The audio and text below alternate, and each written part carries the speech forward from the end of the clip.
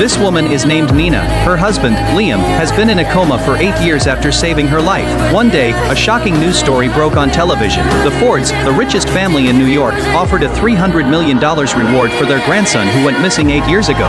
Meanwhile, Nina's parents looked at their lifeless son-in-law in the hospital bed with heavy hearts. They urged Nina to sell her house to pay for his medical bills, but she flatly refused. Instead, she decided to go to New York to find work and earn the money herself. Her heartbroken parents gave her some cash and promised to take good care of Liam. Her sensible kids, Leo and Lily, held her hands tightly and insisted on going with her to help. At the same time, a dark cloud hung over the wealthy Ford estate in New York.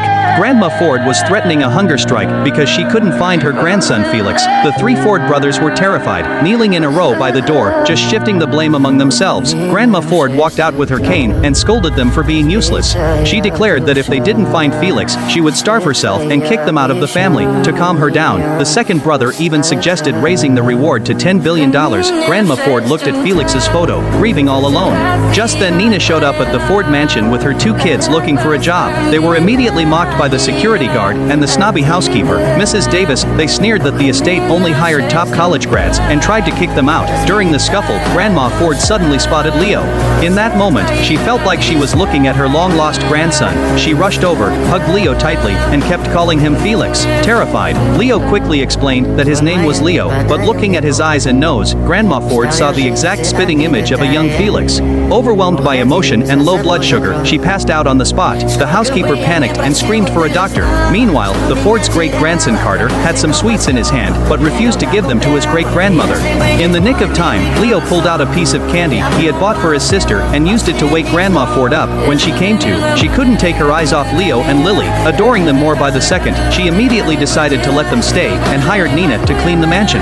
While Nina went to work, Grandma Ford asked Carter to bring out his new toys to share with Leo and Lily. But the spoiled Carter not only mocked them for being poor, he also deliberately smashed his toy remote and falsely accused Leo of breaking it. Hearing this, the housekeeper raised her hand to slap Leo. Right then, Grandma Ford shouted, "Stop." Feeling wronged, Lily apologized to Grandma Ford. That is when Grandma Ford accidentally noticed a birthmark on Lily's arm. She was absolutely stunned.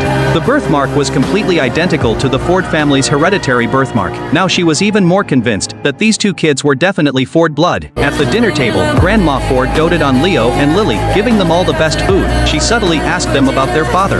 Lily innocently replied that her dad's name was Liam and that he was in a coma. Grandma Ford was puzzled. The name didn't match, but how could they look so much alike by pure coincidence? To uncover the truth, she secretly took a strand of Leo's hair and ordered a doctor to rush a DNA test. However, to get rid of Nina, the wicked housekeeper secretly hid Grandma Ford's bracelet. She framed Nina for stealing it. In a moment of confusion, Grandma Ford believed the lie and ruthlessly kicked Nina and her kids out of the mansion. In the pouring rain, Nina and her two kids looked like strays, taking shelter outside a small convenience store. Leo used his last few coins to buy a single piece of bread to share with his sister. The scene was absolutely heartbreaking. Meanwhile, back at the Ford mansion, the doctor rushed in with the DNA results. The report proved that Leo and Lily were indeed Felix's children, with a 99.99% match. The three Ford brothers' jaws practically dropped to the floor. Just as they were swept up in the joy of finding their grandson's bloodline, Grandma Ford suddenly snapped awake. "Oh my God! I just kicked my own great-grandkids out into the street." The camera pans to the glamorous Starlight Lounge in New York. An anxious elderly woman walks in with her cane. She grabs a young woman doing heavy labor there, crying out, "Come home with Grandma, sweetheart."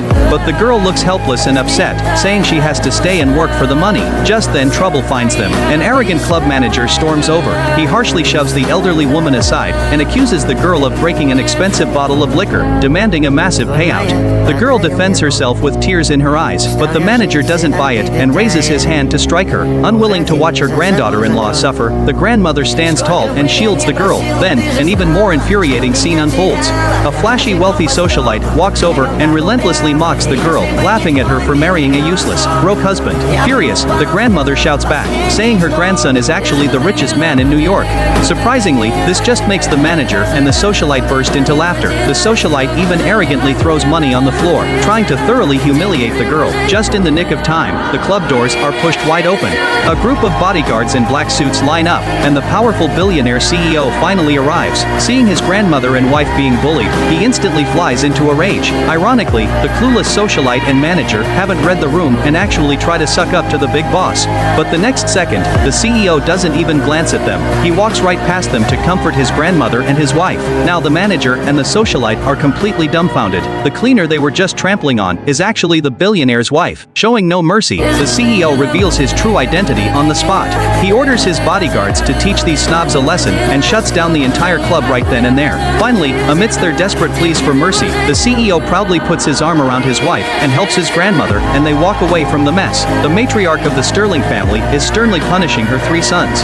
She makes them kneel on the floor and write apology letters. The reason? They tried to teach the kids how to play cards. The 3 sons are absolutely miserable. The oldest and youngest keep passing the buck. Neither wants to write this long apology. Meanwhile, the kids are quietly practicing their handwriting nearby. The sharp contrast is absolutely hilarious. Grandma Sterling completely adores her granddaughter-in-law, Natalie. She gifts her a priceless family heirloom bracelet. She says it is to thank Natalie for raising the kids. It also secures her position as the future lady of the house. Natalie is overwhelmed and thinks the bracelet is too expensive. She politely tries her best to decline it, but Grandma has made up her mind and insists she takes it. She personally puts the bracelet on Natalie's wrist. However, this heartwarming moment doesn't last long. For some reason, a little boy intentionally smashes Natalie's bracelet.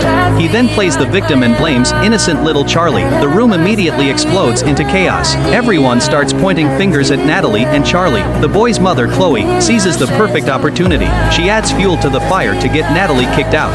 Grandma hears the commotion and rushes over. She is heartbroken, seeing the shattered heirloom on the floor. Seeing this, Chloe doubles down on her accusations against Natalie. Charlie cries from feeling so terribly wronged. Natalie is heartbroken and desperately tries to defend him. But she is completely isolated. Even the oldest and second sons join in on the blaming. They accuse Natalie of being a terrible mother. Natalie can't defend herself and is backed into a corner. Right at this critical moment, Grandma drops a bombshell. She announces that there are security cameras in the house.